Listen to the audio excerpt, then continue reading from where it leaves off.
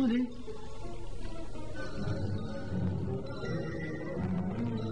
சந்திரேகா, நான் போய் என்னன்னு பாத்துட்டேன்.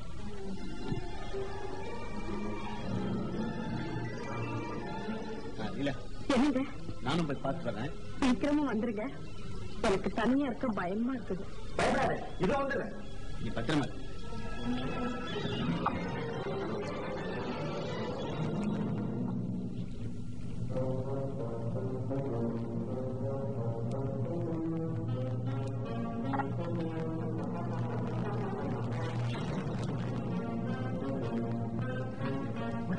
நீதான் சுத்த முடியா? உரைக்கிறேன். நீ இந்த பக்கம் போய் பாரு, நான் இந்த பக்கம் போய் பாரு. எனக்கு துப்பர் எதனா ரொம்ப பிடிக்கிறது.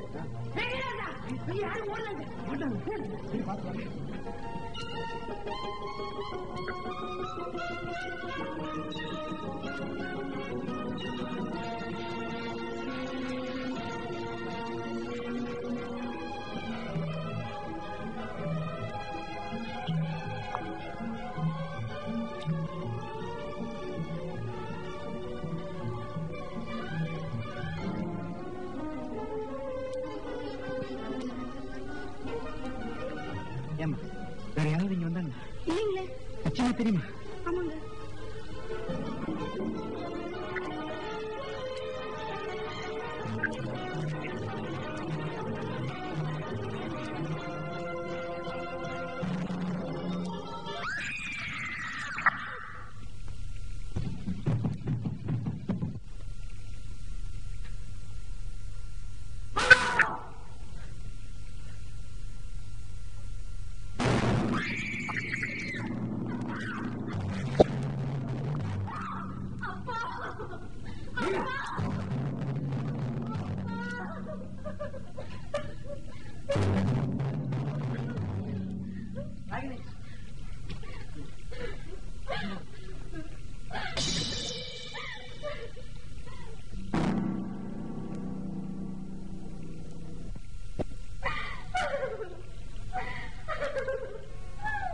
சோமநாதன் நான் எழுதி வச்சுட்டு போன அந்த லெட்டரை மறுபடியும் சரி.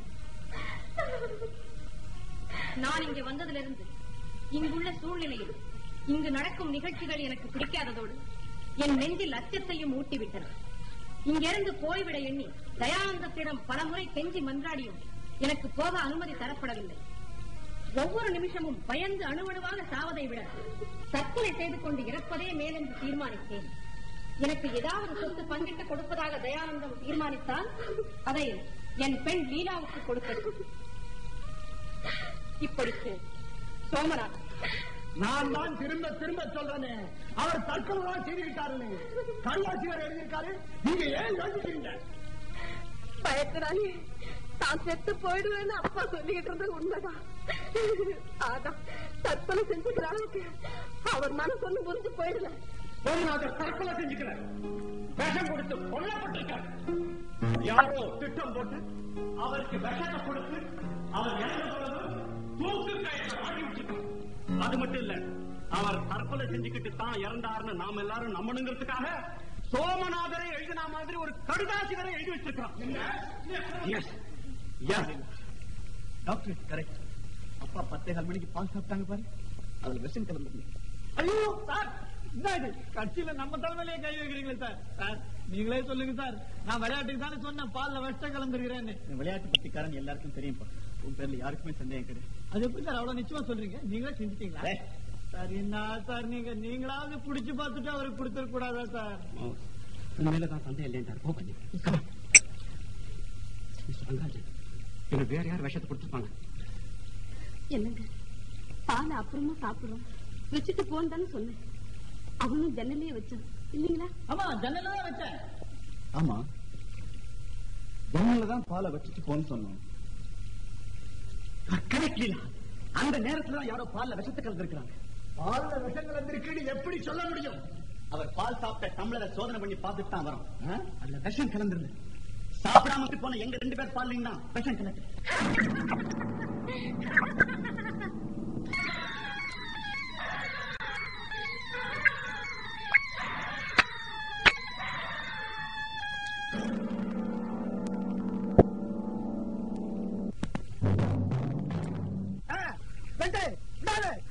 அடி போடு. இங்க என்ன பாக்குற வெட்டியா? என்ன நீ மேல நானா இருந்தா வெட்டுன்னு வெட்டி தீத்து 4 பேருக்கு வழி பண்ணிருப்பேன். பெரிய ரோதியா போட்டியா உன்னோட.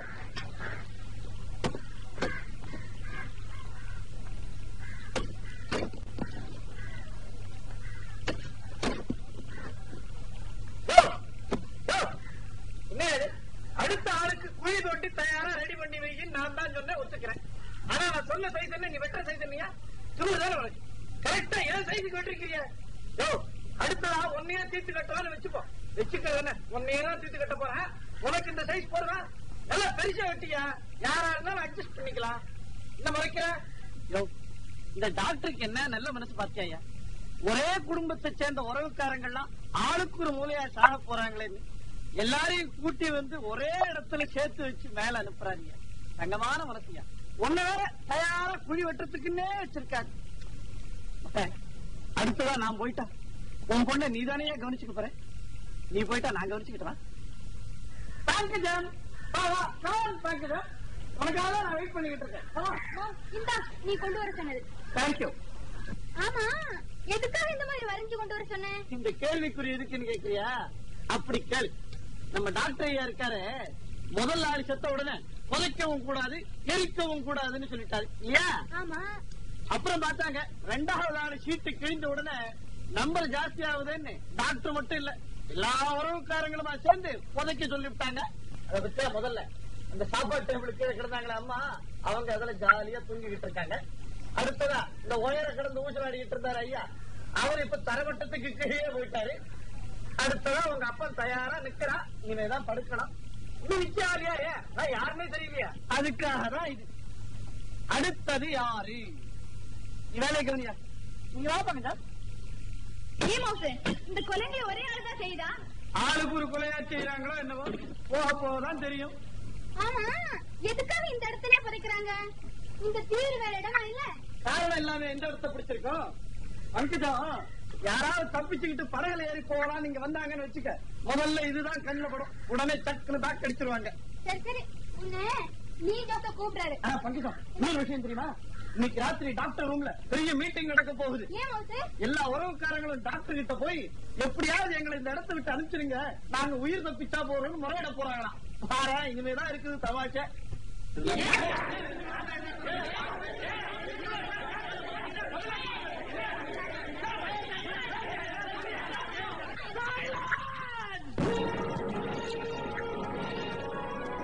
எல்லாருமா சேர்ந்து காட்டி கூச்சல் போட்டீங்கன்னா எனக்கு என்ன புரியும்?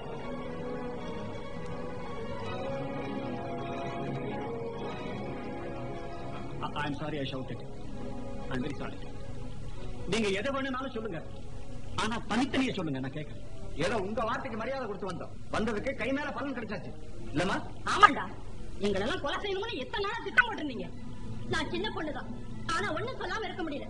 டாக்டர், மீன் பிடிக்கிறவங்க கூட உங்களமா தூண்டி போட தெரியாது அப்படின்னு சொல்லி தங்க கட்டி எங்க குறையெல்லாம் தீக்கிறதா சொல்லி அழைச்சு வந்தீங்களே, இப்படி சாடிக்க தரா? நானும் கேட்டேன். பணத்தை பார்க்க வந்த இடத்துல பணத்தை தான் பார்த்துக்கிட்டு இருக்கோம் இல்ல கல்யாணம். இன்னைக்கு அதையும் பார்க்க முடியாம நாமே பணமாயிடும் அப்படின்னு சொன்னா நினைச்சு நடுங்கிக்கிட்டு இருக்கேன். நாமெல்லாம் யமனுக்கு புறப்பட்டு இருக்கோம், அதனாலதான் அந்த யம வாயில திக்கிட்டு முடிக்கிறோம். டாக்டர், உங்களுக்கு இது நல்லா இருக்கா? நாங்கெல்லாம் உங்களுக்கு என்ன கொடுமை செஞ்சோம்? அப்படி கேட்கல டாக்டர், நாங்கெல்லாம் உயிரோட இருக்கணும் நீங்க நினைச்சீங்கன்னா இந்த நிமிஷமே எங்களை எங்கிருந்து அனுப்பிச்சிருங்க. தமிழகம், நீங்க எல்லாம் கண்ணால பார்த்து கதறீங்க, நான் காதால கேட்டு கேட்டு குமுறிக்கிட்டு இருக்கேன். நாங்க எல்லாம் இந்த இடத்துல இப்படி தவிக்கிறோம், உங்களுக்கே நியாயமா தோணுதா டாக்டர்? போதும், நிறுத்துங்க ப்ளீஸ், நிறுத்துங்க. உங்க ஆத்திரத்தை எல்லாம் பேச்சில் காட்டிட்டீங்க. நானும் உங்க நிலையில இருந்த இப்படித்தான். நீங்க கேட்ட கேள்விகளுக்கு பதில் சொல்ல வேண்டிய ஒரு நிலையில நான் இருக்கிறேன். ஆமா, உங்களை நான் இங்க வரவழைச்சு கொலை செய்யறதுல எனக்கு என்ன லாபம்? நடந்த கொலைகளுக்கு காரணம் உங்களுக்கு எப்படி தெரியாது, அதே போல எனக்கும் தெரியாது. Please, think about it. காதலா இருக்கிற வேலையே பயிர மேய்மா. உங்க கஷ்டத்தை பார்த்து பரிதாபப்பட்டு தயானந்தத்துக்கிட்ட கெஞ்சி முறையிட்டு உங்களை எல்லாம் நான் இங்க வரவழைச்சேன். மாறாத அவன் மனசை மாத்திரத்துக்கு இப்பவும் நான் படாத பாடுபட்டு இந்த சமயத்துல எதிர்பாராம நடந்த கொலைகளை பத்தி நாங்களே எவ்வளவு வேதனைப்படுறோம் தெரியுமா? உங்களுக்கு இல்ல, நீங்க உயிரோட இருந்துட்டு வேதனைப்படுறீங்க.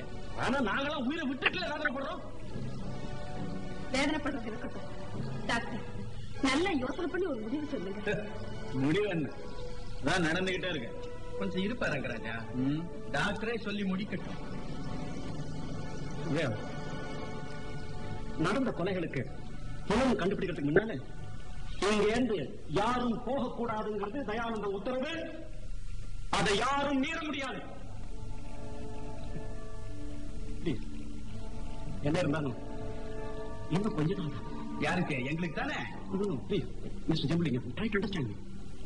நான் சொல்றது தயானந்தத்தை முடிவு இன்னும் கொஞ்ச நாள் தான். அது வரைக்கும் நீங்க கொஞ்சம் எச்சரிக்கையா இருந்து நிலைமையை சமாளிச்சிட்டீங்கன்னா அப்புறம் உங்க எதிர்காலம் Venmathi. I have nothing else to say. நீங்க போலாம்.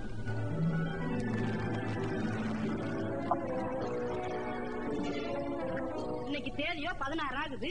இன்னும் 10 நாளையில தயானந்த அண்ணன் கட்டைய போட போறாரு. இந்த சமயத்துல அண்ணனும் டாக்டர் நம்ம உயிரை பழைய வச்சு விளையாடிக்கிட்டு இருக்காங்க. அதானே நல்லா இருக்குதா நியாயம்? டாக்டர் என்னதான் சொன்னாலும் அதுல எல்லாம் எனக்கு நம்பிக்கை இல்லை. ஏன் ஜிஞ்சர், நம்ம நம்ம பெருசா நினைச்சிட்டு வந்து இங்க இருந்து வெறுங்கையோட திரும்பி போறது நல்லா இருக்கா? சும்மா வாயில விரல வச்சுட்டு ஏமாந்து போறதுக்காக நாம இங்க வரல. இதுக்கு ஏதாவது ஒரு வழி கண்டுபிடிச்சாகணும். வழி இருக்கு, அதை சொல்லத்தான் நான் வந்தேன். வழி இருக்கா? சொல்லுங்க சார். அதாவது தயானந்தத்துடைய கஜானா இருக்கிற இடம் எனக்கு தெரிஞ்சு போச்சு.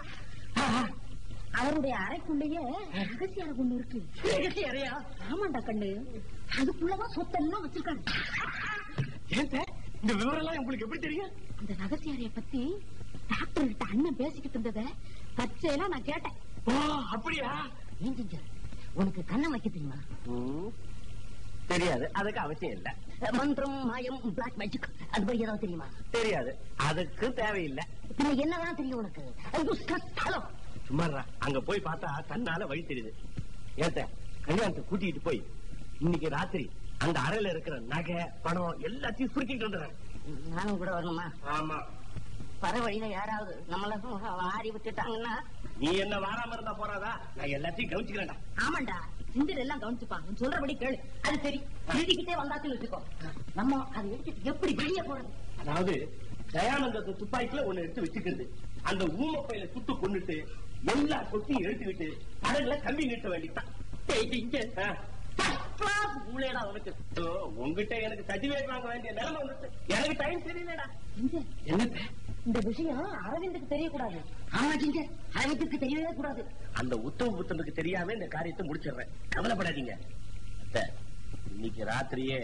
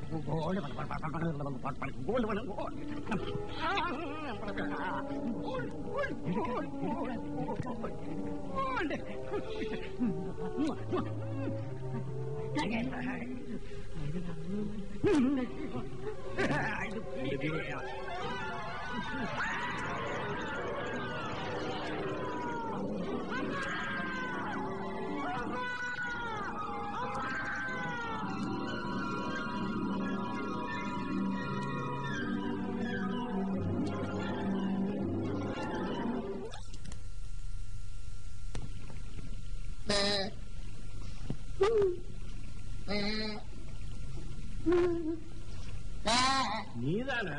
ஏண்டா அழகுதான் அழற, ஒழுங்கா அழக்கூடாதா? கார் ஹார்ன் அடிக்கிற மாதிரி அழறிட. போனவங்களை நினைச்சு புலம்புறது என்னடா பிரயோஜனம்? எங்க அம்மாவை கொலை செஞ்ச அந்த கொலைகாரன் என்ன மட்டும் ஏன் விட்டு வச்சிருக்க? இது கொலைகாரன் காதுல பயமில்லை பயமில்லை பயமில்லை.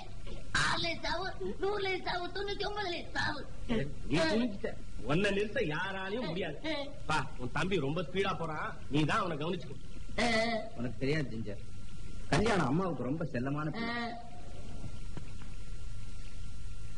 இப்போ கொஞ்சம் சாப்பிடுங்க. சாப்பிட்டு 3 நாள் ஆச்சு. இப்படி பிடிவாதமா இருந்தா உடம்பு என்ன ஆகும்? சாப்பிடாம இருந்தா கொலைகாரனுக்கு ரொம்ப சந்தோஷம். அவனுக்கு வேலையே கிடையாது. பட்டினி கிடந்த நம்ம ஆட்கள்ல 2 பேர் ஆட்டோமேட்டிக்கா அவுட். இது தீராத துக்கமா? சோதனை வரும்போது துணிவுக்குத்தான் முதலிடம் இருக்கு. ரத்த பாசத்துக்கு முன்னால அந்த துணிவுக்கு பலமே இல்லாம போயிடுறாங்க. அரவிந்த், இப்படி நீங்க மனசை தளர விடக்கூடாது. எனக்காக கொஞ்சம் சாப்பிடுங்களேன். ஏப்பா அரவிந்த், நீ பட்டினி கிடக்கிறதுனால செத்து போன உங்க அம்மா உன்னோட வந்துருவாங்களா என்ன? சாப்பிடுப்பா. கல்யாணம், நீ சாப்பிடுப்பா. அவன் பத்தி தாங்க மாட்டான். அவனுக்கு இதெல்லாம் போறாது. அவனுக்கு ஹெவியா வேணும். அவனை நான் கவனிச்சுக்கிறேன். பாரா கல்யாணம். வடிவாம்பா அம்மாளுக்கு மார்பியா கொடுத்திருக்காங்கிறது நல்லா தெரியுது. ஆனா இதை யாரு செஞ்சிருக்காங்கிறது தான் புரியாத குதிரை. எனக்கு என்னமோ நீலமேகம் மேலதான் சந்தேகம். அவன்தான் இந்த பொக்கிஷர கதவோட சாவி இருக்கிற இடத்தை கண்டுபிடிச்சு அதை திறந்து வடிவாம்பாளுடைய பணத்தை உள்ள எடுத்துட்டு போய் பீரோவுல வச்சிருக்கணும். அப்போ கல்யாணமும் ஜிஞ்சரும் வடிவாம்பா அம்மா பணத்தை பார்த்த உடனே ஓடி வந்து நம்ம கிட்ட ஒத்துக்கிட்ட மாதிரி அவங்க 2 பேரும் பொக்கிஷத்தை திருட வரப்போறாங்கிறத தெரிஞ்சுக்கிட்டு அதுக்கு சௌரியமா கதவையும் திறந்து வச்சு அவங்களையும் நம்மையும் கதிகலங்க வைக்க வடிவாம்பா அம்மா பணத்தையும் உள்ள கொண்டு போய் நீலமேகம் வச்சிருக்காருன்னு சொல்றீங்க இல்லையா? ஆமா, அதையேதான் நானும் சொல்றேன். வந்தா நிக்க உன்னை எதிர்த்து பேசணும் பாரு.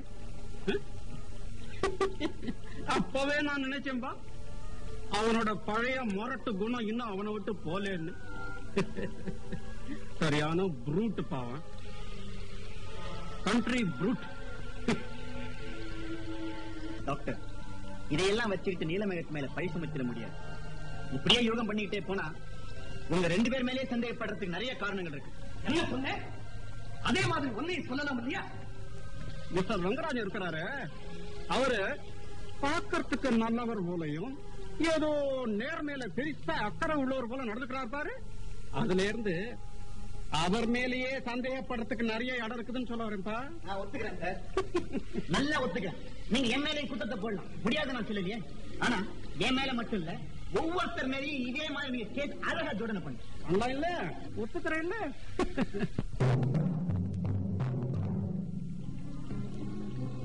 இங்க நடக்கிற கொலைகளையும் உன்னுடைய பரிதாப நிலையை பார்த்து பார்த்து என் மனசு ஒரு நிலக்குள்ளாம தவிக்குது.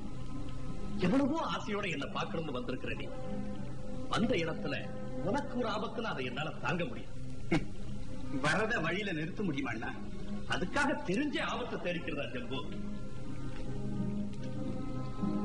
நான் சொல்றத கேளு. உனக்கு எவ்வளவு பணம் வேணாலும் நான் தரேன். அதை எடுத்துட்டு நீ போயிட்டு உன்னை படகுல அக்கறைக்கு அனுப்புறது கூட நான் அனுமதி தர்றேன் ஜம்பு. தம்பி, என் மனைவி பொன்னிக்கு ராகினி மேல அலாதியான அன்பு ஏற்படும். அதனால ராகினி இங்கேயே இருக்கட்டும். நீங்க சொல்றதை கேட்டு நான் ரொம்பவும் சந்தோஷப்படுறேன். ஆனா துணைக்கு ராகினி இல்லாம பணத்தை வச்சுக்கிட்டு நான் தனியா எப்படி அண்ணா வாழ முடியும்? இங்க ஆபத்து இருக்கிறதுனால தானே தம்பி நான் உன்னை போக சொல்றேன். பரவாயில்லை, எத்தனை கிளையா பிரிஞ்சாலும் இது ஒரே குடும்பம். இந்த குடும்பத்துல இப்ப சில பேர் கொலைக்கு ஆளாகி இருக்காங்க. இந்த நேரத்துல நான் மட்டும் தனியா பிரிஞ்சு போறது நியாயமா அண்ணா? வேண்டாம், நானும் இங்கேயே இருக்கிறேன். விஷயம் புரியாம பேசாத ஜம்பு. அவங்க நிலைமை வேற, உன் நிலைமை வேற.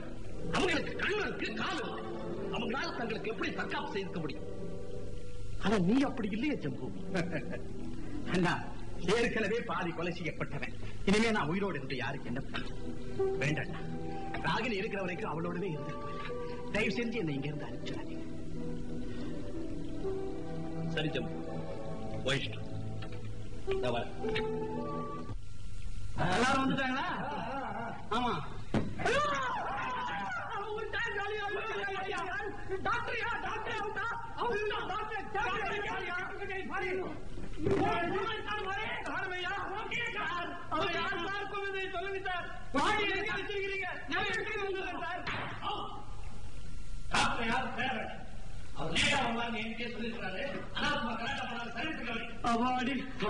சாப்பாட்டு எல்லாரும் கரெக்டா வரணும் சார். இல்லன்னா நமக்கு ஒரு மாதிரி ஆயிடுச்சு.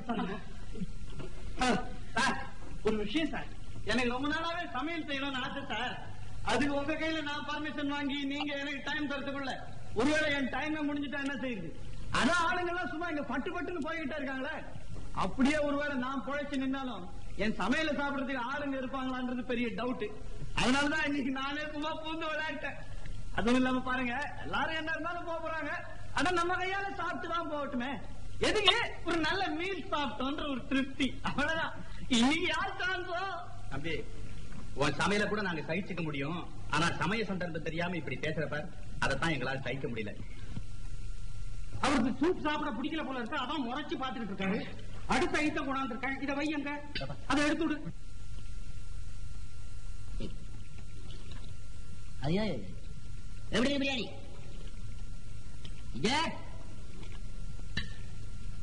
என்னடா நான் சொல்லிட்டே இருக்கேன், சும்மா இருக்கேன். உம்முன்னு சாப்பிடா, சாப்பிடா.